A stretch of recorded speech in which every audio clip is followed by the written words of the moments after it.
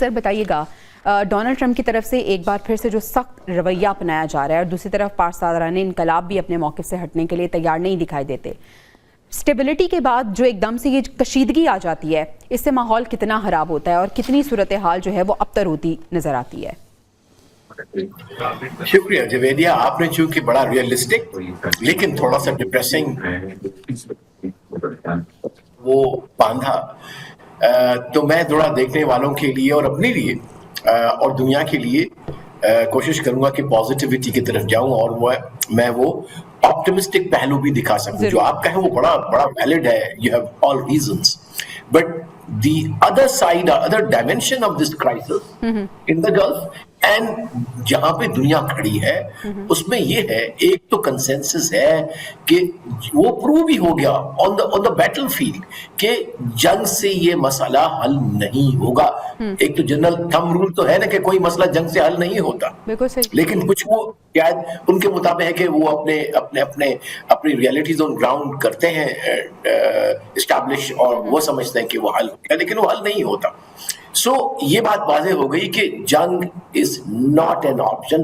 اس پہ تو mister Trump بھی اس کے ساتھ ایگری کرتے ہیں اور پوری دنیا یہی پہ کھڑی ہے، ماں سوائے ایک جو اسپائلر سے بھی کوئی سخت لفظ اگر کہیں ہمیں مل جائے، ایک جو امن کا دشمن، I think that's a correct word, Nitin Yahoo ہے، اور اس کا ایک دوست ہے مودی.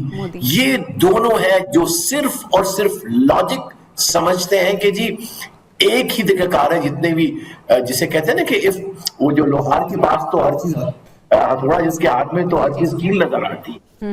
تو اس کے مطابق ان کی چونکہ ذہنی کیفیت جو ہے وہ اپنے سے کمزوروں پہ ظلم کرنا ہے، لہٰذا وہ ایک مسئلہ ہے دنیا کے لیے بھی اور خطے کے لیے بھی. ویسٹ ایشیا میں اسرائیل ہے اور ساؤتھ ایشیا میں انڈیا ہے. بالکل صحیح. تو ایک تو یہ ہوا کہ کنسنسس ہے کہ جنگ از ناٹ این آپشن. نا اگر وہ نہیں تو پھر دوسرا طریقہ کار کیا ہے؟ امن کا ہے، بات چیت کا ہے. ہاں، وہ بات چیت کا جو پاکستان نے الحمدللہ ایک بہت ہی ڈپلومیٹک کامیابی حاصل کی ہے، ایک مارکہ ہے امن جیتا ہے الحمدللہ ان دی سربراہی میں فیلڈ مارشل عاصم منیر، اے ویژنری اسٹیٹسمین، جس کو یہ الفاظ میرے نہیں ہیں، یہ الفاظ جو دنیا کے لیڈرز کہہ رہے ہیں ان کے مطابق، یہ امریکن، چائنیز، عربز تمام.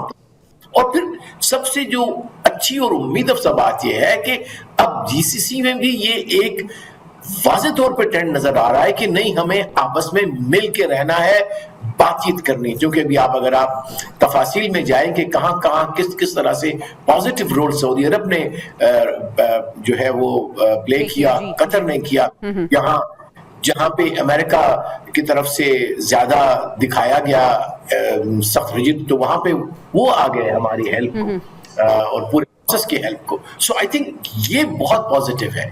کیونکہ دیکھیے ہم ویسٹ ایشیا کو اسپیشلی جی سی سی کو سمجھتے تھے کہ یہ فار گیون ہے کہ یہ پورا جو ہے یو ایس کا ایک ایریا آف انفلوئنس ہے اور جس کی پوری پولیٹکس وہی ڈٹرمن کرتے ہیں. لیکن اب یہ حقیقت تبدیل ہو چکی ہے، تو اس کو بھی انڈر لائن کر لیجئے کہ اس جنگ نے ماسوا اور بہت ساری تبدیلیاں لائے ہیں اس میں گلوبل پولیٹکس میں.